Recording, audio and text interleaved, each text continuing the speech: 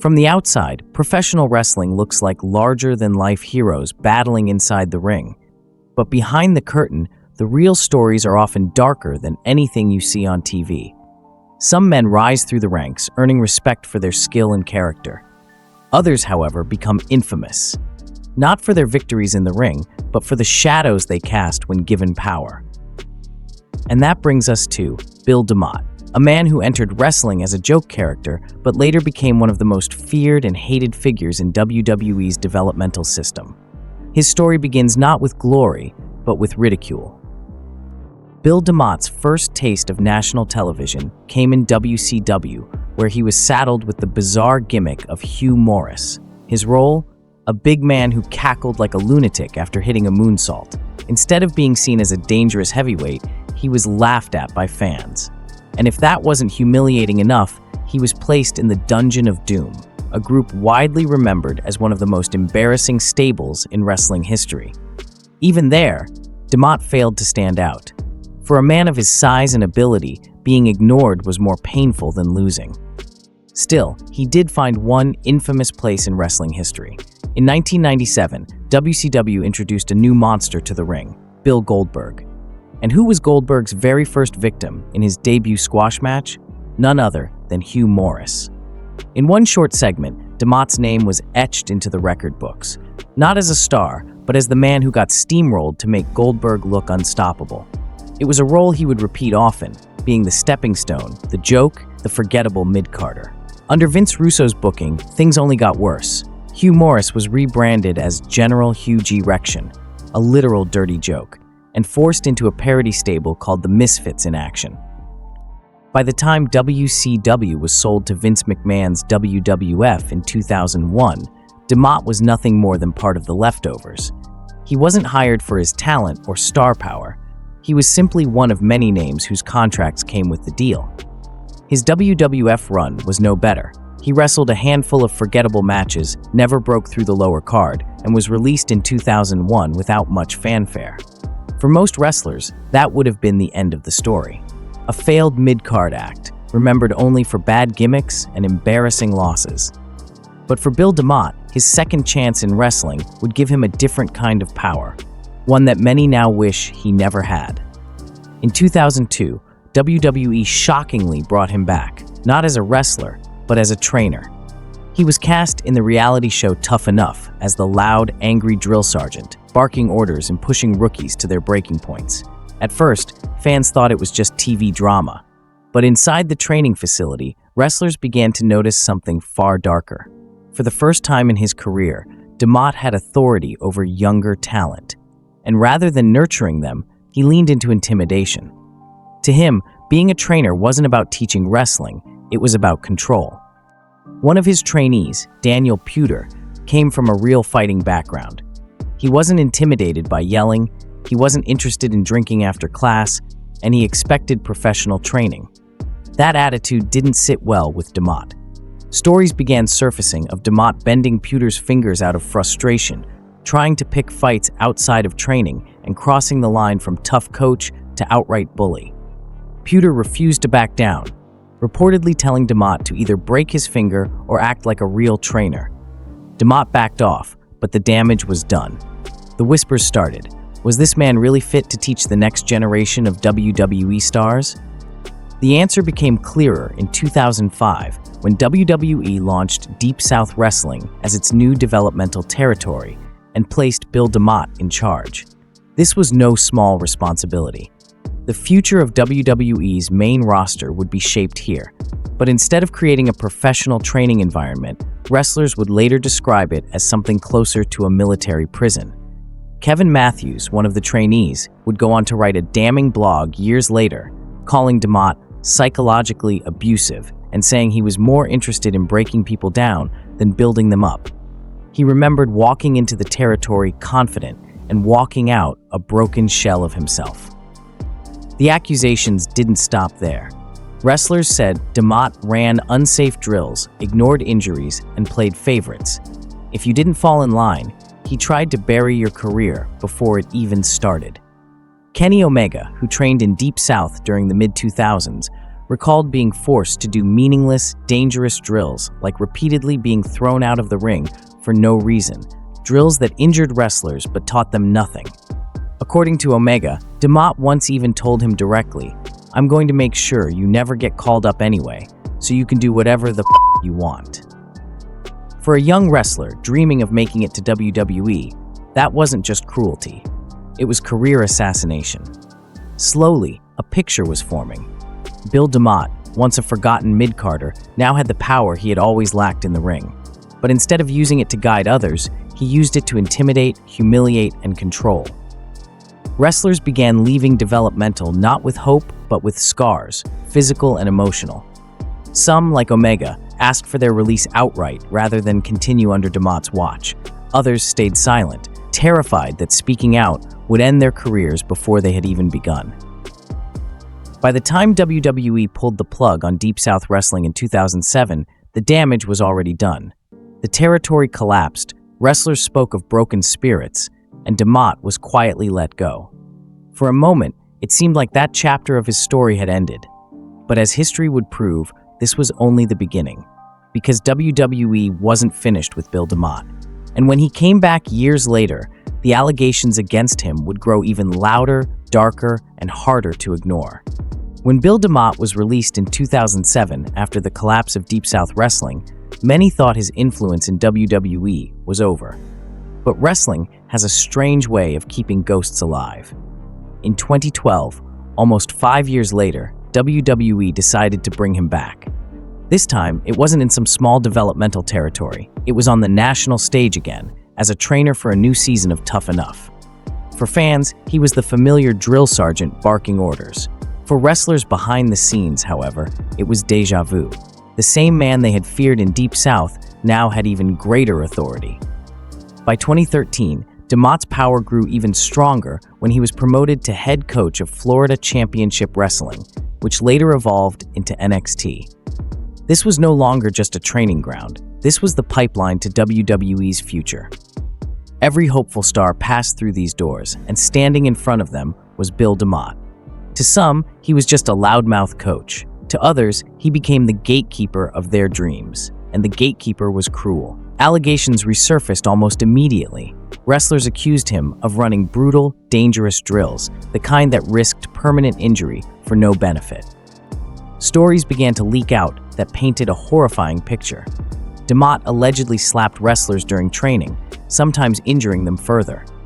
Enzo Amore, EC3, and others were reportedly victims of these outbursts.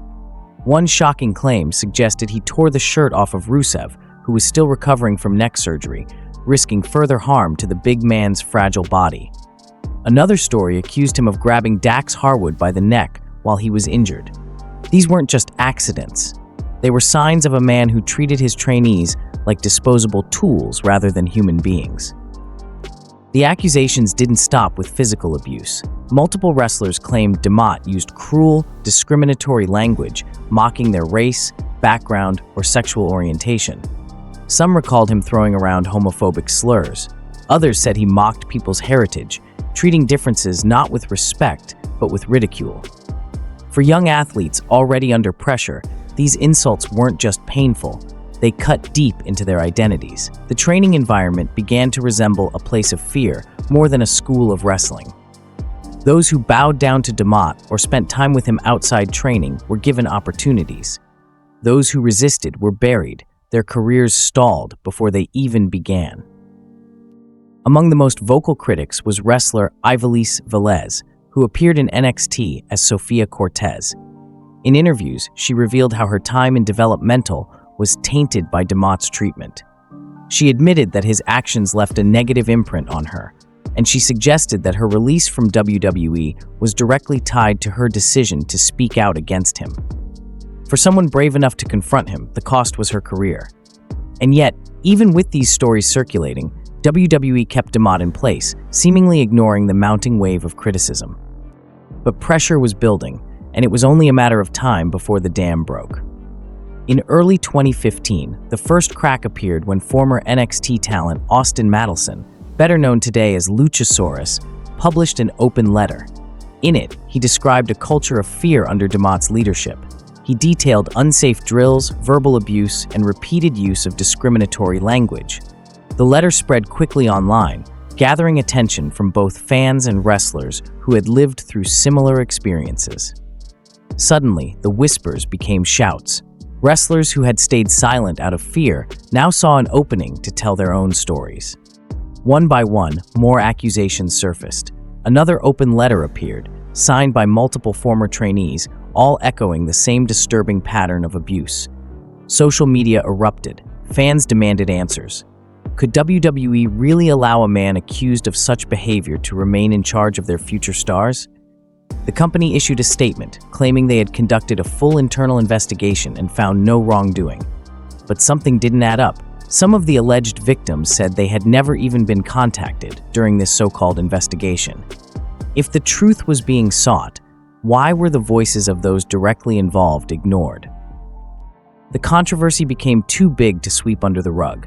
Media outlets picked up the story, wrestlers continued to speak out, and fans grew restless. DeMott denied all the allegations, insisting he was tough but fair, that the claims were exaggerated or outright lies. But denial alone wasn't enough to calm the storm. WWE faced a public relations nightmare. For a company that carefully controls its image, having headlines filled with accusations of abuse, slurs, and unsafe practices threatened to undo the hard work they had put into making NXT a global brand. Finally, in March 2015, Bill DeMott resigned from his position. The official story was that he stepped down voluntarily, but few believed it. The pressure had become unbearable. The letters, the testimonies, the injuries, and the claims of harassment had all piled up until even WWE couldn't keep pretending it wasn't happening. For the first time, DeMott was forced to face consequences. The man who once seemed untouchable was suddenly out, his legacy tarnished, his name forever linked with controversy. And yet, even after his resignation, one question lingered in the minds of fans and wrestlers alike. How had he lasted so long in the first place? Why did WWE, a billion-dollar company with endless resources, continue to put him in positions of power despite the mounting evidence? Was it ignorance, negligence, or something far more sinister? Those questions set the stage for the final act of this story, the fallout of Bill DeMott's reign of terror, and what it revealed about the culture of professional wrestling itself. When Bill DeMott finally stepped down in 2015, it should have been the end of the story. But in reality, his resignation was only the beginning of a larger conversation about wrestling's dark underbelly. For years, the industry had thrived on secrecy, on protecting its own, and on punishing those who spoke out. DeMott's exit shined a spotlight on a truth fans had suspected but never fully seen, that behind the glitz of the ring, a culture of silence and fear had been allowed to fester. The question was no longer just about him, it was about the system that let him stay in power for so long. For the wrestlers who had endured his methods, his resignation was bittersweet. On one hand, it was validation. Their stories, once dismissed as exaggerations or excuses, had finally broken through. They weren't crazy, they weren't weak, they had lived through something real, something damaging. On the other hand, many of them knew that the scars left behind would never fully heal. Broken spirits, broken confidence, even broken bodies, those couldn't be undone by a single resignation. To them, DeMott's exit was too little, too late. The fans, too, were divided. Some believed that DeMott had been unfairly targeted, a victim of a culture that couldn't handle tough love. Others saw the avalanche of accusations as proof that he had abused his position for far too long. What couldn't be denied, however, was the sheer number of stories from so many different voices, all echoing the same themes of cruelty, danger, and humiliation. When dozens of accounts line up, the weight of truth becomes impossible to ignore. In the years that followed, WWE tried to move forward. NXT continued to grow, producing stars who would go on to headline WrestleMania. But whispers about DeMott's time as head coach never truly disappeared. For every success story that came out of NXT, there was another tale of someone who might have been, had they not been broken down in developmental. Names like Kenny Omega, who went on to become one of the biggest stars in the world outside WWE, became examples of what the company had lost by allowing toxicity to drive talent away. And what about DeMott himself? To this day, he has denied the allegations, maintaining that he was simply a strict trainer doing his job. He has given interviews where he portrayed himself as misunderstood, insisting that the stories of abuse were exaggerated or misinterpreted. But his reputation remains tainted. In the eyes of many fans and wrestlers, no amount of denial can erase the mountain of accusations or the damage done to those who trained under him. Once you become the villain in wrestling, sometimes the role sticks forever, especially when it's based on reality. Perhaps the most haunting part of this story is not what happened, but what didn't happen. WWE's so-called internal investigation raised more questions than answers. Why were key voices never contacted? Why did it take open letters and social media outrage to force change? If a company as powerful as WWE could ignore allegations for years, how many other stories remain buried, never to see the light of day? For some, DeMott's case was a reminder that power in wrestling often protects the abuser, not the abused. Yet, there is a lesson in the downfall of Bill DeMott. His story showed that silence can be broken, that fear can be challenged, and that even those who seem untouchable can fall when the truth comes out. Wrestlers who spoke up risked everything: their careers, their reputations, their futures, and in doing so, they changed the conversation. Wrestling's culture may still be far from perfect, but the cracks in the wall of silence have been made. And once a wall cracks, it never fully holds again. Looking back, it's almost ironic. Bill DeMott's in-ring career was forgettable, defined by humiliating gimmicks and crushing losses. But it wasn't his matches that made him infamous. It was what he did outside the spotlight, in the training rooms, where he turned his bitterness into authority and his authority into abuse. For years, he was the man behind the curtain, shaping the futures of others while leaving a trail of broken dreams. In the end, that legacy overshadows anything he ever did inside the squared circle. Today, his name sparks debate. Was he just a tough coach misunderstood in a modern era, or was he a bully who thrived on control and fear? Perhaps the truth lies somewhere in between. What is clear is that Bill DeMott's story forces us to look at the bigger picture. How much power should one man have over the careers and lives of so many others? And how can wrestling ensure that the next generation is guided by mentors, not monsters? Because that's the question that lingers long after DeMott's resignation. Was he simply one bad apple, or was he a symptom of a deeper disease in the wrestling industry? And if the system allowed him to flourish for so long, how many more Bill DeMotts are still hiding in the shadows, waiting for their turn with unchecked power?